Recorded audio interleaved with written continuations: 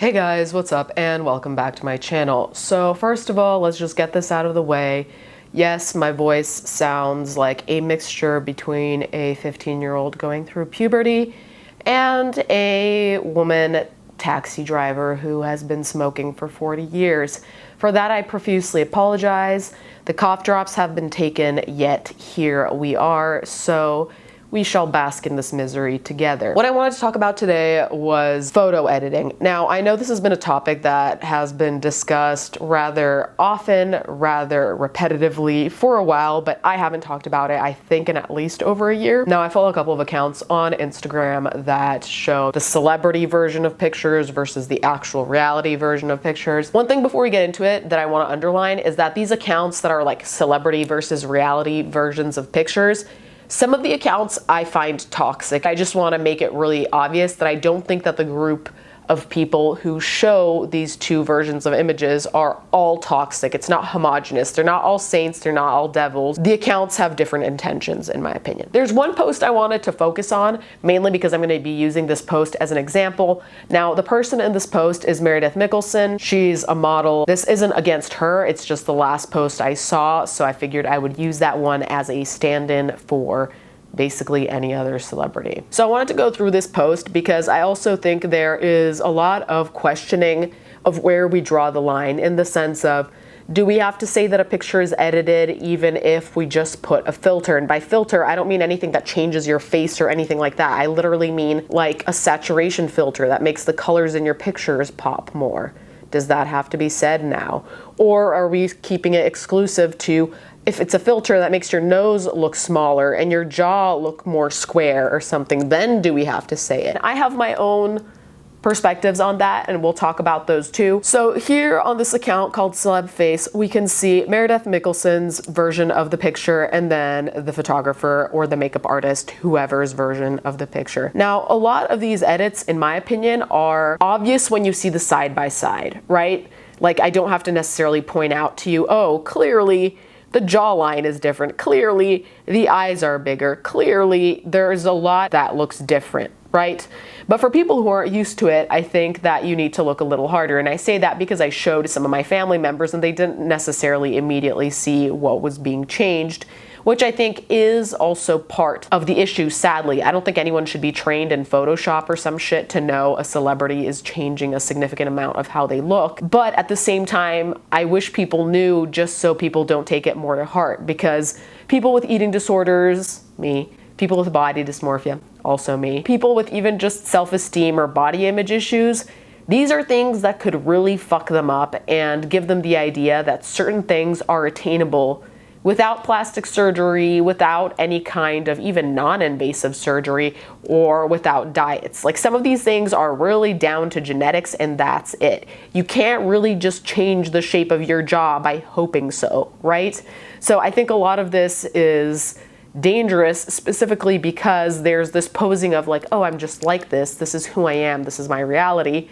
But then it's not even their reality. As you can see here, you start to see all the differences in the face shape, especially. And a lot of this will be face shape, arms being slimmed down, waists being slimmed down, so on and so forth. People can do whatever they want with their pictures, but when you have such a big following, it really does go into the territory of irresponsibility, because you are posing as if you're showing a reality, but it is not a reality. It is a very altered image that, I mean, I'm not going to try and psychoanalyze any of these celebrities who do this obsessively. I'm going to list some articles in the description down below that discuss all of these things, like the editing, how it can lead to body dysmorphia, if you already have body dysmorphia, how this type of editing doesn't help and on the contrary makes things vastly worse, because then when you look at yourself in the mirror, you're going to see a different version than what you're used to seeing in your own pictures, which then makes your dysmorphia even more confused, because dysmorphia to begin with is not seeing your body accurately. So imagine you have your real image of the body that everyone sees, you have the way you see it due to your body dysmorphia, and then you have the way that you see it via editing, so that's how other people see it, but that's via editing, so a version that doesn't even exist at all. How does that not affect your brain at some point? And so again, here we can see that the amount of editing here is significant enough where the face shape and the eyes, in my opinion, are so different that if I looked quickly, I wouldn't even say it was necessarily the same person. And I know that sounds really dramatic, but your bone structure is so central to how you look and how recognizable you are. So having a differently shaped jaw and different colored eyes, that makes you look like a whole different person. Like me with a different shaped jaw would not look like me anymore just like that. So when all of this is changed, people aren't just fine-tuning things. This makes you almost unrecognizable. Now, obviously here we have the side-by-side, but nonetheless, if you saw this person in real life, I think it would also be difficult to reconcile because there are features you'll hang on to, like being like, oh, they have light colored eyes. Oh, they have a jaw that's this shape, and then it's not like that. And again, it doesn't really matter what we think as the public. It's more a question of, if you continue to do this, if this is so habitual for you that you start thinking that you look that way, I just feel like there's an imminent breakdown coming your way, because aside from already developing body dysmorphia, which in and of itself is a hell of its own, I think that can lead down pathways to eating disorders, but also just a removal from reality that gradually, I think, can get more and more severe. Now, granted, I'm no doctor, not a psychiatrist, nothing along those lines, but it just seems inevitable, because really what we're doing, if we're going to edit to this point, if we're going to change things to this point, without the consistent knowledge of, hey, this is actually not what I look like, it's that you're lying to yourself, and it's going to become lie after lie after lie after lie, to the point where if you want to come back to reality, you're going to have to pass through all these lies, which is not only going to be painful, difficult, and potentially extremely mentally damaging, but who says you can even get back after a certain point to being okay with just the you picture with no edits on it? And that's not to say you have to love every single picture of yourself or be okay with it, but there's a significant difference between saying, oh, I look like shit in that picture, and then modifying it to the point where your bone structure isn't even the same. And that's not me blaming people or shaming people for doing it. It's saying you gotta be responsible with this, because other people are gonna be looking at it and they might very well be struggling in the same way as you. And by you passing that off as reality, it's also making other people feel a certain type of way, which then might lead them to edit and pass it off as reality. And then it's a domino effect, it just keeps going. So there's this one article that's linked down below by the Cleveland Clinic that's titled How Photo Editing and Filters Can Harm Your Body Image with Dr. Patrick Byrne. One of the questions I thought was interesting, and the question was asked by Cassandra Holloway, was, so as a facial and reconstructive surgeon, how have you noticed these photo editing and filters affecting patients' body image or self-esteem?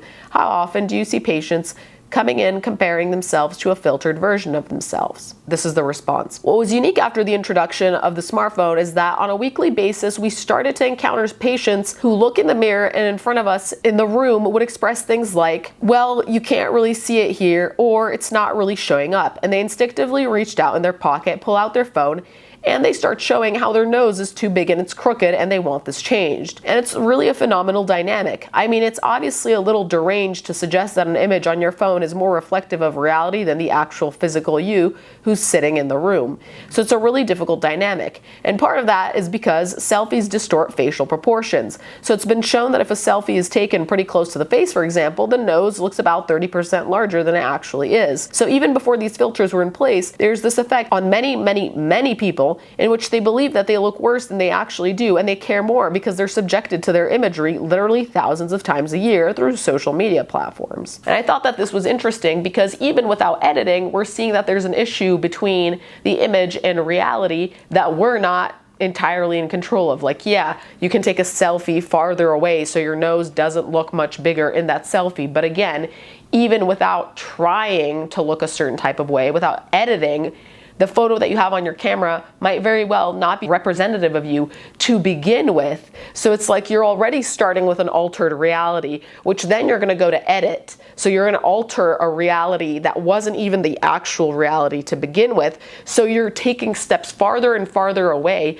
from what you actually look like, which is kind of crazy because when you think of it, maybe what you actually look like, say in the mirror, you would have been okay with, but because you took this selfie and your nose looks bigger, for example, you're not okay with that. So you're gonna start stepping backwards into, I guess, your ideal reality of what you want to look like when you might have been okay with the original one. It's kind of a mind fuck to think about, but the craziest thing to me is that we're still dealing with this issue, and that's not to shame the people who are editing their pictures or whatever. I mean, everyone's free to do what they want. More than anything, I think it comes down to, first of all, taking care of yourself. That's an obvious thing. But in terms of even just other people, it's not healthy or fair to project these edited images as that's just how I am, that's just what I look like, because you are propagating the problem. So as much as you may be struggling, there's really no excuse to help the problem continue, go forward, progress, potentially become a bigger problem, a worse problem, if we can even imagine that. Again, this isn't to say that all editing is terrible. Here, if you want, you can see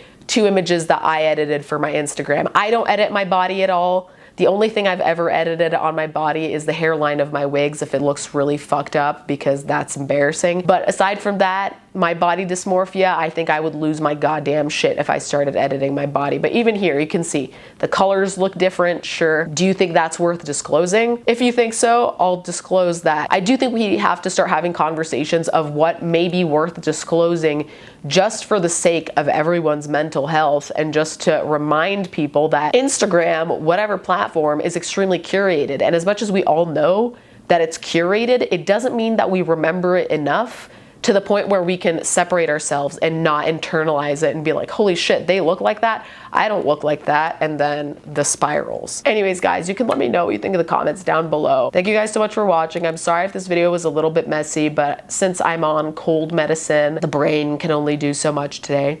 Thank you guys so much for watching. Thank you to my patrons as always, and I'll catch you guys next time.